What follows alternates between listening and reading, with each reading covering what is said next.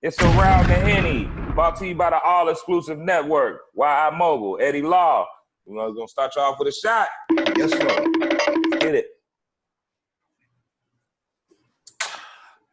Yes, indeed. Welcome to the show, guys. We got a great show for you today. Got a great special guest on deck for you today.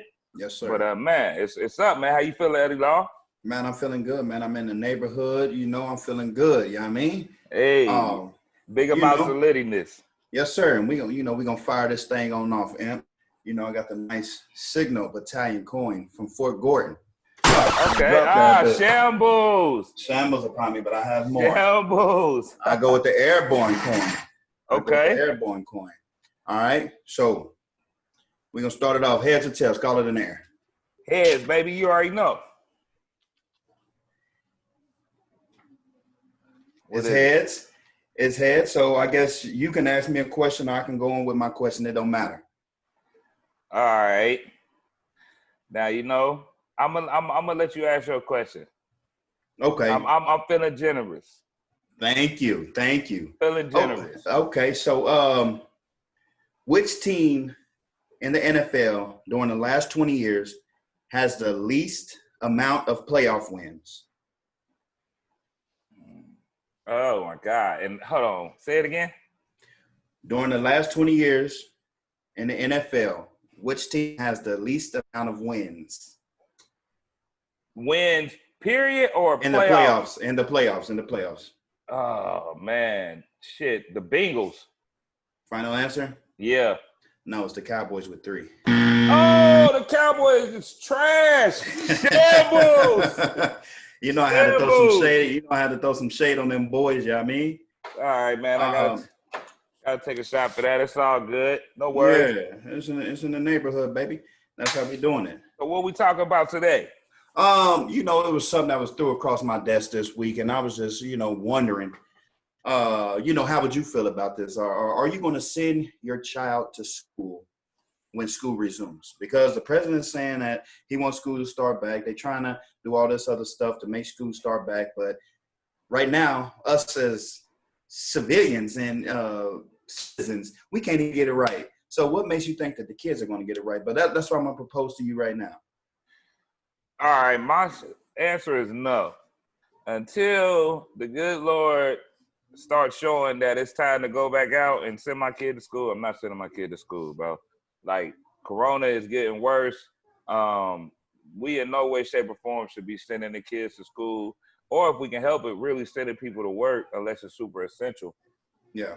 Nah, man, no, bro. Like, that's just right now. It's a real scary time in the world because I mean, people are looking at profits over life, and that's crazy. So no, my son, shout out my son Keon. Hey, yeah, love you, boy. Key the boss. Keon, Key the boss, baby. Key, he's not going to school. He's gonna do home.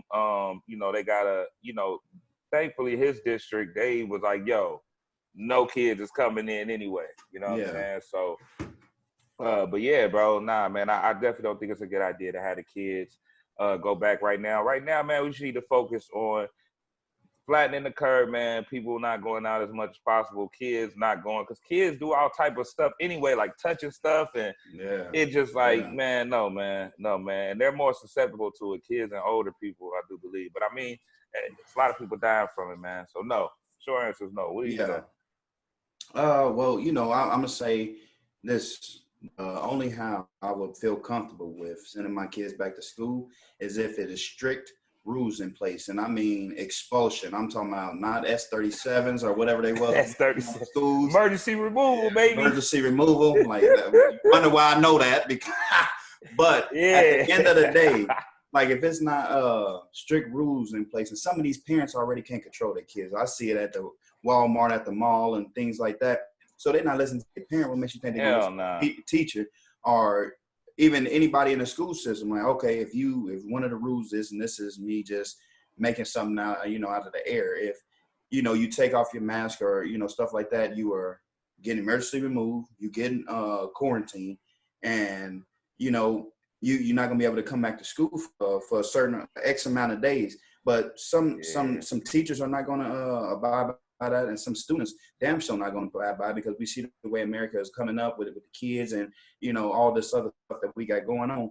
Right. And I'm not in agreement with sending my children back to school, and until it's something. And something came across the news the other day, like, hey, we need people to get infected with corona so we can try this test vaccination on them. And I'm like, we already have, we already have told so many people infected with it. Why don't you have them sign some paper to see if the infection or, the antidote works on them? Because right now I haven't seen it be working. You already have a subject audience in which who has the damn the virus. Why you want to infect more people with it so your number can go up and then your deaths can probably rise and stuff like that. Like, and if we're not getting it right, I don't think the school district's going to get it right neither. They already got too much going on. They definitely not going, bro. The schools are already underfunded, bro. Do you really think they're about to be able to be any more successful with this pandemic going on, bro? Like, that's just crazy. That's what my son's school district like, nah, bro. School district everybody stay at home.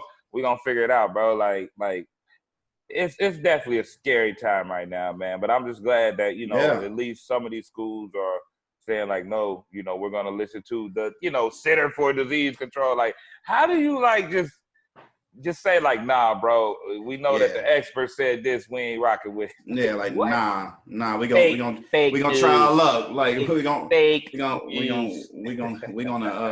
roll up the dice and we gonna see what we get. But some of them students and some of these school districts have already crapped out before this pandemic. Yeah, man. What makes you think that the numbers are getting higher? Yeah, the numbers are getting higher, man. So we definitely want to make sure our kids are safe, man. Our futures are safe and intact. So no, my son not going to school. He's going to do the homeschool, which is cool. And that gives me a chance to, spend time with him and see how he's learning. Like, this pandemic, obviously people losing their lives, it's been bad, but there's been a lot of positive things that have come out of the pandemic as well. And I say that, like I say, that's no disrespect to anybody who has passed or anyone who, has had trouble with this virus, because it is a very serious virus. But there have been a lot of positive things, I think, that have happened from, this situation, Yeah. But yeah, man, gotta protect the kids. Yeah, and that's solid. We gonna rock that one right there. We're gonna leave that one right there, man, because we got a very special guest coming up. Oh yeah. Chi-Town in the building. Yes, sir. Chi-Town, stand up. This next special guest has over 25 years in the comedy industry. He started from the bottom, literally. When I say that, he owned a sandwich shop in Chicago, Illinois, to performing for over 300,000 fans on the Kings of Comedy tour, man. And he's always stayed grounded by bringing it back home. He's hosting Laugh Tonight at Riddle's Comedy Club earlier this week in Chicago, Illinois. Ladies and gentlemen, I want you to show your love for Mr. Damon Williams. Hey. Welcome, welcome, welcome. Hey, what's going on, Brother Damon? What's happening? Welcome to Around the Henny, man. Welcome to Around the Henny. It's Liddy. We're glad to have you on the show, man. How you feeling, man? Corona got you chilling?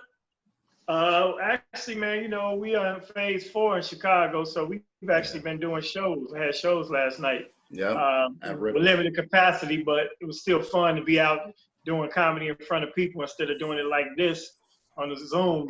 People been having Zoom shows, and you see comics going on Instagram Live and putting curtains behind them and trying to make a comedy show. Hey, man, you gotta wiggle, bro. You gotta be able to wiggle. Yeah. No doubt. I mean, when it first hit, for sure, I was trying to figure out how to manipulate this cyberspace situation.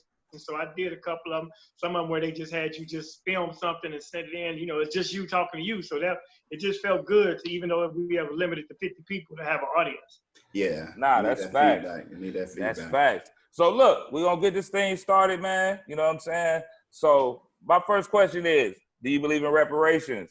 And if so, how much? I believe they already started with this unemployment, but I got government assistance for the first time in my whole life. I mean, they're a little short, you know what I'm saying? Yeah. But right now, me and my wife, are fortunate to get the benefits, so it kept us from being out and about. And like I said, my whole life, man, I've never had any type of direct government assistance. I've always worked. I've always grinded or hustled, whatever. So Yeah. it's sort of a reparation, even though it's by force, because I would rather be, displaying my craft. As far as reparations go, yeah, I think we are owed, man. It has to be not just a check, because you see how we'll trick off if they just give everybody a check. Yeah, like Chappelle said, everybody ride around in Cadillacs. Yeah, buying crab legs and shit. Fish broils. No, I think it needs to be systemic, man, where, I'm talking about low or no interest, or as far as home loans and property value. I think they need to give like free college all the way through universities for African Americans. And I think the cotton industry owes us a whole lot of money. So everything made out of cotton, free to black people. Yeah, because we done picked a whole hell of a lot of it over 400 years. A shit ton of we cotton. know if anybody made money off of slavery, it was cotton. So cotton got to kick in right away. I'm talking about cotton balls, Q-tips, goddamn it, cotton candy, all that. That's what I'm Hey, that's funny, man. But you're right though. It's facts. It's facts, man. Mr. Williams, definitely glad to have you on. I'm gonna start it like this. I know you had having an incredible run over 25 years in the comedy game. What's one of the biggest letdowns that you had that you will try to shield younger comedians that you got cropped up coming up to shield them away from? I wasn't really let down by it, but you cannot expect your peers or even your big homies in the business to reach back a lot of times. I've seen situations where there are people that I came up with or even helped in certain circumstances or introduced them to other people, and they get opportunities, but then they don't reach back with the favor. So you got to be in your own lane. You can't expect nobody to do what you might do for other people. So it's basically you're a solo situation, man. It'd be good to have a team and a crew and all that, but success and fame and money and notoriety also changes some people. Yeah. Other than that, every opportunity is not meant for you. On the flip side of that, I'm an optimist. So whatever you think was meant for you, or something that you thought you should have got, or an opportunity that's not working in your favor, is probably not meant for you to have it at that time. I'll use an example for myself. When Def Comedy Jam first hit, I was a very young comic. Every time they came and had their auditions, I did my thing, and I thought I was ready. I don't know how I ain't get picked type thing. But looking at those tapes now, I'm glad they ain't put that shit on HBO, because I might not still be doing comedy 25 years later. Yeah. Right? Nah, that's facts. That's facts. Because we in a whole different time and culture now where show shit, boy, get canceled. Yeah, not only that, not just the material, but the fact that I was too green. I wasn't polished enough, so that material would not have propelled my career. You know what I'm saying? The worst thing you can have is an opportunity arise that you're not prepared for. So I looked at it, I went back a couple more times, and then the one year that they didn't pick me when I felt I should have really got it, I was salty about it because I killed the audition. I even hosted it. When you host the audition, usually that guy is he's going. You know what I'm saying? It was my night. It was my comedy night. So, and no disrespect to whoever, Bob Sumner and Tina Graham and all them. They didn't select me. But I took that set that year to Comic View, and I won, and that's how I got my hour special. Oh yeah. Embraced me, and I was in Comic View. Yeah.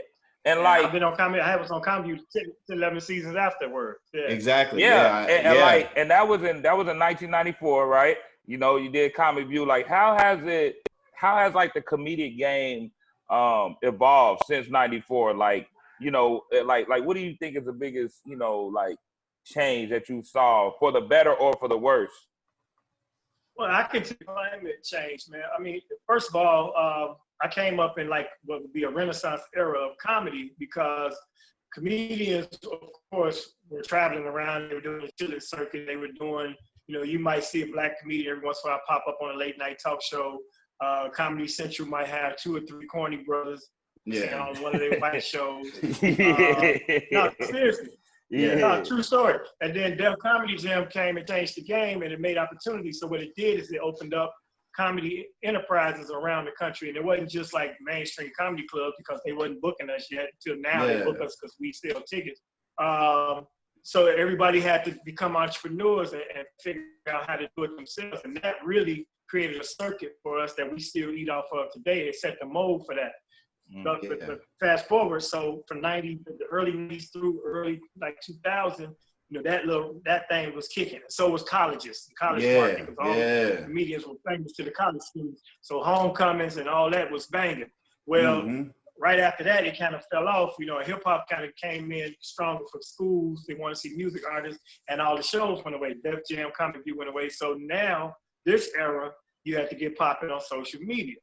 So a lot of the old heads like, man, these dudes make one video and go viral. Now they, selling all the clubs. Well, they using the opportunity that's presented. I mean, social media, bro, like anybody who's not using social media, bro, and you got a business, I don't give a damn if you're a comedian, if you got a boutique. If you're not using what's free, you definitely ain't trying to be successful. Right. Bro. Yeah. Like, you can't be mad at nobody for that. Now, I will say, there are some viral people that have went viral as far as for doing, like, goofy shit that I'll be like, come on, bro. Yeah. But, like, hey, man, some people do what they do. You can't knock it, man. Because you got to understand, it started with the Vine videos. It was 15 seconds. Yeah. You can make people entertain people in a 15-second video. Then that takes a certain level of mentality and genius. Exactly. And I'm not talking about the people that put on a wig and do stupid shit, but that make these quick little skits or them little hits, And then it evolved to the 1-minute videos, and that was a whole other thing. You can get some people to laugh 60 seconds and forward with your shit because you just struck a nerve. DC Young Fly is a good example. I think he started Vine, and then he got to the Instagram, and now he's a bona fide stand-up. I mean, he respects his game. You know what I'm saying? He respects his OGs. Every time you work with him, he's very humble to the people that came before him. So it works, but like you said, you got to use what's out here. So either you get in or get out the way, period. Exactly. Nah, that's facts. That's facts. That brings me to my next question. When did you see yourself as an established comedian? Was it before or after the Kings of Comedy tour? Because I know you work with them as well. Right. When did you see yourself like, I'm here? On that tour, I was basically the opening act, but it exposed me to so many people around the country that I thought, okay, for me to be selected for that, first of all, because they had a process and they narrowed it down to 2 people, and then they eliminated the other person and gave me the whole tour. So I felt like I kind of, earned my stripes by doing that. But beyond that, like I said, prior to that was Comic View. I'm telling you, Comic View, when not 94, but the 96 season is when I hit and I won, and I had an hour special. And then, they had a bad season the following season, so they had to show a lot of reruns of the season before. Yeah. And so, and if y'all used to watch Comic View 6 nights a week, these little best of clips, and it'd be you every night. So I was on TV 5-6 nights a week. So I was working the college circuit, and so I knew when I knew I could, afford my family and get a mortgage, and that's when you made it, when you make a living off of it. You ain't got to be a household name or be a star to still be successful in this business. Exactly. Nah, that's facts, man. Back to the Comic View, like back in '96, I know we used to stay up, me and my brothers and sisters, and watch Comic View. And I remember you was on there. My mom came up there and tore us up because we were supposed to be going to sleep, but we had to stay up and watch Comic View. She tore us. Oh my God! But it was worth it because we got to laugh at it at the end of the day. Hey, trust me when I tell you, I hear that story a lot. The people say to sneak and watch it because it came on late, and they weren't old enough to be up that late. And I did the same thing, prior to Comic View, and I like with late night talk shows. Like I said, I used to love comedy, so if I knew a comedian was gonna be on Leno or something like that, I'd stay up and watch it. You know what I mean? So but it's better to have Comic View because it was us, it was our flavor. Comic View was popping back in the day.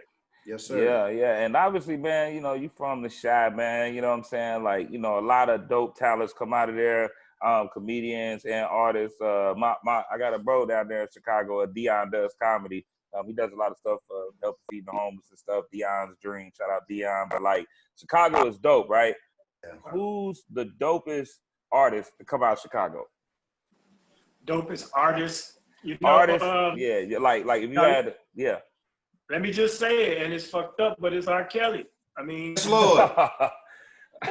it's true. That's I know. facts. I gotta get laughed at, but yeah, he is a musical genius. Like anything, like forget what he does off work. When he's working, Nah, you say an artist. not forget. I don't mean to sound insensitive. No, I don't mean to bro, sound insensitive. I'm saying not bring that into the equation. So let's do categories. R&B, I got to give it to Kills. Hip hop, you know, you want to say Common because he's the dopest, but Kanye is the most influential. You know, comedy. It's easy to check this out though. Comedy, it would be easy to say Bernie Mac because he's the greatest. But to be honest, he wasn't born here, but he cut his teeth and he was a Chicago dude, Red Fox. And speaking of Bernie Mac, speaking of Bernie Mac, right? If you had to pick your 4 other comedians that you would do like a Kings of Comedy tour, who would you pick? Like, you know what I mean? Like your superstar lineup that's going on with you. And for so basically like a Mount Rushmore, huh? Ish. I mean, and they could be current. Now, let's do it live. I mean, you know what I'm saying? Okay. Like let's do it live because obviously we got a lot of them. I'm about to say, we got legends from, you know what I'm saying? Yeah, no, let's go live. I mean, if I'm gonna put together a tour, man, I'm going with Chappelle and Chris Rock first out the gate. Right, my 2 favorite comedians. If I could drag Eddie Murphy back to the game, okay, the other person. Okay. On the female side, I might grab some more. Yeah, some more. Shout out some more. And she continuously improves and creates. Every year she go out on tour, she got a new 30 minutes. And people sleep that's dope. But for me, she is a queen of comedy. I like Wanda Sykes too. Yeah, Wanda's hilarious. I mean, if we gonna let's throw a curveball and do a white boy. I get Bill Burr. Okay. Okay. What do you think about Gary Owen? Gary Owen. I mean, Gary funny as fuck. You know what I'm saying? Gary my dude too. But I mean, Ohio. You know, we can't do it. You know what I'm saying? We talking about, you know, that heat. So that heat rock. But now since we can't do Murphy, I'm going Chappelle, Rock, Cat Williams. Right? Okay, Cat, yeah. And Epps. And then I'm gonna bring some more, and we have okay. Yeah. You jumping? You sold out. Like, you sold out. You gonna sell out some more. You Obama inauguration sold out. You feel me? right. It's up there. So, I mean, because you know, it's plenty of people that that deserve to be like Sid. You know what I'm saying? I love Sid Entertainment. Yeah, shout out Sid. Funny. You know, Tony Roberts, man. You know, Deion Cole is out there. You know, D-Ray Davis. These are my peoples. But I'm talking about that echelon, and I ain't saying none of them are not up there. You never know where these videos go. There's so many people. My cousin George Wilborn, man, who walked me through this whole game. There's so many people I could mention. Lil Rel getting shine out there. Rel pulled a stunt, got that show. Bang, bang, bang. I'm going with Chappelle and Rock. If me, Chris, and Dave went out, that's it. I'm about to say, man, give me 4 people, man. Brother said, shit, bro. I fuck with shit. But he's trying to play. That's facts, though. I feel that. That's good, though. Roses while they're alive. That's a fact. That's why I had them do it live, and that's dope. And may that come to fruition.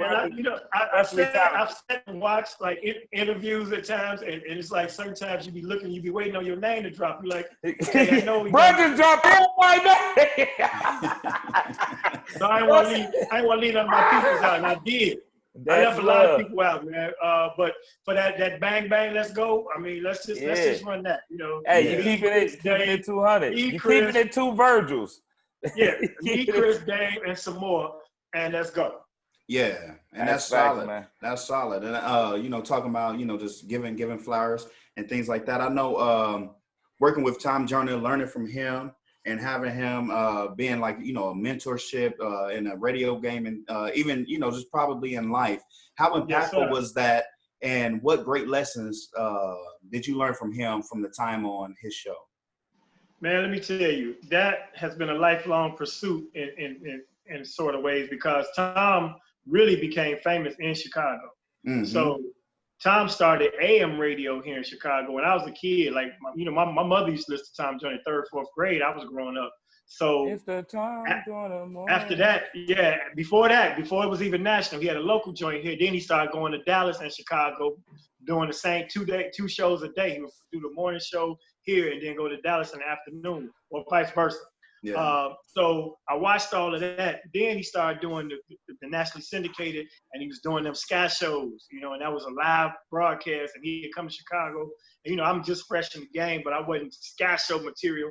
So then he allowed me to get on the sky show, and then I just wanted to get on that cruise. Once I got on that cruise, they never got me off. I was on every No, that's right, bro. On there jumping. Cougar Central, in there litty. Man, but as far as, it's a lot of Tom hit you with little wise little statements, man, that, off the cuff, especially if he like you, he'll hit you with a gym. I remember one time we were at his family reunion, and it's a big ass, massive, it's a pavilion and it's free. So everybody in there is full. We broadcasting live, and, he's sitting up there, and we had some other artists come out that was singing. It'd been like Tamia or somebody like that. And Tom was sitting on his perch, being Tom. So I grabbed my phone, and I'm getting this moment because I want to, and, he said, hey, man, don't tape the show, be the show. Let them do that. I was like, oh, okay, yeah. What am I doing up here fanning out, Yeah. But he gave me that little tidbit, because it kind of puts you at the level of your audience. And if you want to be, entertainer, you want to elevate yourself somewhat without separating yourself. You know what I'm saying? Yeah. But that was one of the pieces of advice he gave me. But Tom, man, I've kicked it with him at his house a few times. He called me last week just to see what we watching. My wife and I, what we watching live streaming lately and such. So it's good that I had that experience and the different levels of exposure from being a fan growing up. Relationships. That relationship. To being on the show, to being buddies. Yeah. You know what I mean? Yeah. No, that's right. Well, we facts. definitely, that's definitely love, man. And we definitely appreciate all that you do for the culture. Yeah. We are here to support you, man. Definitely anytime you got any new projects coming out, we love to have you on. Anything we can do to support, man. Make sure y'all go check out that live tonight on Urban Flix TV. My man, Damon Williams. Yeah. Hey, we definitely appreciate you. Anything you want to shout out, man, before we get you up out here? Oh, shit. Okay. All right. Well, hey, it's Around the Henny, all exclusive network. YI Mogul, Eddie Law. We out.